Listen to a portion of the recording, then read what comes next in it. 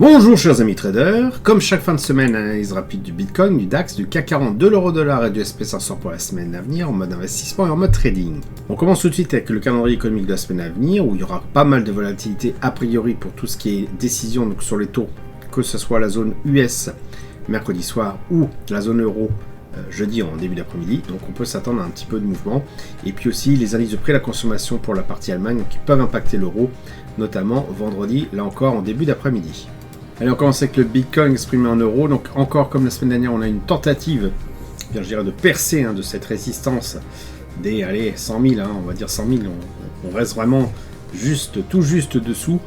99 839, là on essaie vraiment de la percer à plusieurs reprises. On pense vraiment que ça va finir par lâcher, comme je dis souvent, parce que voilà, en unité de temps supérieure en mensuel, eh bien, on constate que la tendance est vraiment haussière sur le Bitcoin, une tendance c'est indéniable. Outre les indicateurs RSI stochastiques, on voit clairement que les bougies sont vraiment en vert, et donc il y a fort à parier que l'issue de cette cassure de tunnel de latérisation se fasse par le haut.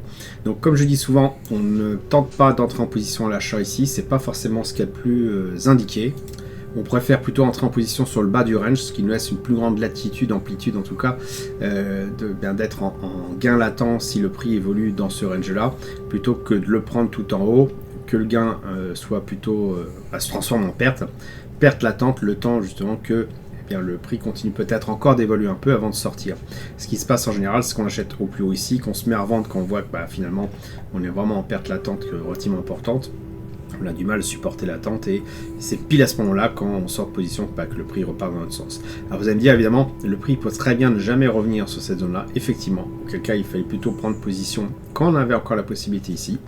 Peut-être qu'il y a encore une possibilité de le faire, ça me paraît un peu tard, mais on peut avoir une correction. On ne sait pas combien de temps va durer ce range-là. Est-ce qu'il va durer jusque-là puis partir après, ou est-ce qu'il va durer, s'éterniser un petit peu plus longtemps? On ne sait pas. Donc voilà, conseil plutôt d'entrer en position d'achat si on veut vraiment envisager que le Bitcoin sorte par le haut, dans cette zone-là, et éviter en tout cas cette zone haute pour entrer en position sur le long terme. Concernant le DAX, il valide la percée qu'on avait déjà constatée la semaine dernière. On voit que le prix a continué à monter. Donc j'avais parlé potentiellement d'un range, c'est-à-dire un range où on attendrait qu'il se forme. C'est bien sûr beaucoup trop tôt pour l'avoir tout de suite.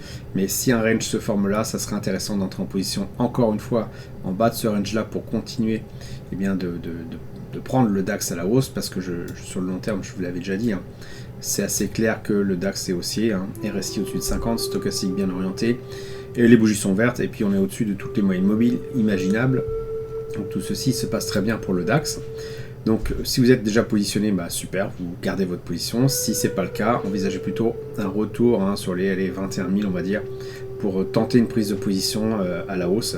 Là en tout cas, tant qu'on n'a pas une formalisation du range, c'est beaucoup trop tôt de tenter de prendre le train en marche.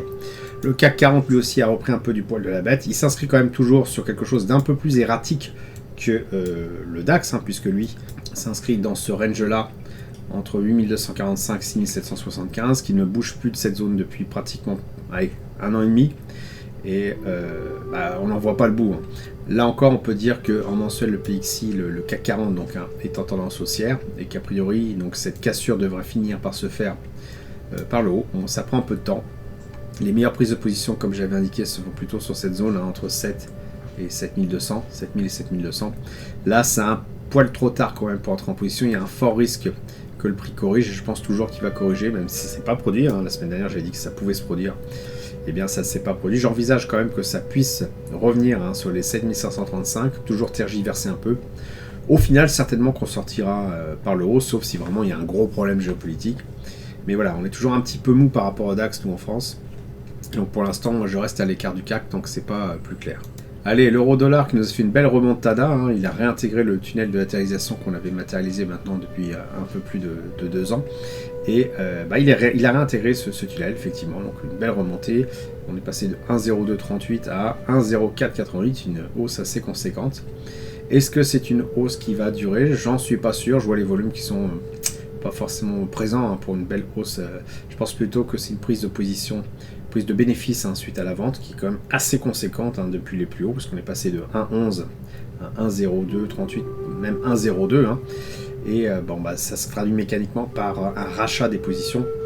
Et donc le prix monte. Et je pense que la suite logique va être tout simplement, peut-être qu'il va encore monter un poil, que le RSI va rejoindre la zone des 50 avant de rebondir directement vers le bas. Ce que j'avais un peu indiqué ici, c'est hop, hop, hop, un mouvement un peu comme ça. Donc il faudrait sans doute décaler et envisager plutôt, hop, attendez, je corrige, voilà, plutôt quelque chose comme ça. Pour le SP500, enfin, donc là encore, on a quelque chose d'assez haussier. On est toujours dans un tunnel de latéralisation plus ou moins bien formé par rapport au pic et creux de volume par prix. Mais on est toujours en train d'osciller, on va dire, entre 5862 et 6196 $ pour cet ETF-là. Et donc on est au plus haut de ce range-là. Donc encore une fois, on n'entre pas en position sur les niveaux les plus hauts des ranges, surtout dans un mouvement haussier de fond, vraiment. On est plutôt enclin à entrer en position sur les plus bas pour avoir la chance, ou je dirais la probabilité plus grande d'avoir le prix qui évolue au-dessus du cours d'achat, ce qui nous permet de garder notre position et éventuellement de profiter d'une cassure par le haut de ce range-là. Alors que si on achète dès maintenant que le prix se replie, eh bien on va être en mauvaise posture et à nouveau risquer de perdre de l'argent. Un petit bonus, comme souvent ces dernières analyses, sur l'or qui effectivement se maintient au même niveau que la semaine dernière, mais toujours sur un flux de tendance haussier, avec des transactions relativement en baisse. On sent vraiment que les marchés actions et je dirais même tout le reste sont en train vraiment de prendre, je dirais, la part des investisseurs, et que l'or du coup est un petit peu relégué au second plan. Pour autant, il ne baisse pas, donc je pense qu'on reste attentiste sur l'or et on conserve nos positions si on est déjà positionné, bien sûr. Voilà, j'espère que vous appréciez cette vidéo. Si c'est le cas, merci de laisser un pouce pour m'encourager à continuer. Abonnez-vous à la chaîne YouTube pour ne rater aucune nouvelle publication. Je vous dis merci et à bientôt sur le blog. Quand j'ai commencé le trading, ce n'était pas pour gagner des millions d'euros, me pavaner en voiture de luxe à Dubaï et vivre une vie de jet set. Bien au contraire. Mon objectif était tout autre. C'était avant tout de pouvoir être serein. Pas besoin d'être millionnaire pour ça. Non, moi je voulais juste être autonome et ne dépendre de personne pour faire mes choix de vie. Ce que je voulais, c'était pouvoir aller en bord de mer, me balader dans la forêt, me réchauffer au coin du feu dans ma petite maison, sans avoir à craindre de ne pas pouvoir payer le prochain loyer. Un objectif simple, puissant et réellement atteignable à la fois. Cet objectif, je suis en train de l'atteindre. J'ai ma petite maison pas très loin de la mer, elle est payée, elle ne coûte pas très cher en entretien. Mon activité de trading me fournit une partie de ce dont j'ai besoin pour vivre. Pour le reste, j'ai encore une activité professionnelle, mais elle me sert plus à épargner qu'à vivre. Si vous souhaitez savoir comment je m'y prends pour gagner de l'argent avec le trading, je vous invite à vous inscrire sur le blog.